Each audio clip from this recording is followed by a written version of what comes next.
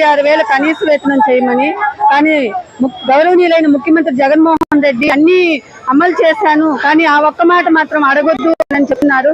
కానీ మేము మాత్రం మా కుటుంబాలు బతకాలంటే కనీసం నెలకు 26,000 అవుతుంది అని సుప్రీంకోర్టు ఇచ్చిన తీర్పు ప్రకారమే మేము న్యాయమైన కోరికలు కోరుతున్నాము.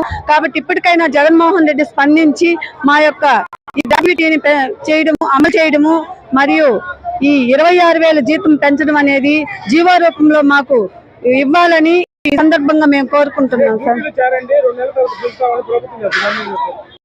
మేము మా జీతాలు పెంచేంత వరకు మేము ఈ సమ్మెను కొనసాగిస్తాము. కానీ మేము డ్యూటీలో అయితే చేరేది మాత్రం జరగదు. మా కోరికలు తీరేంత వరకు మేము ఈ సమ్మెను ఉధృతంగా చేస్తామని చెప్తున్నాం. ఈ మీడియా ముఖంగా తెలియజేయడం జరుగుతుంది సార్.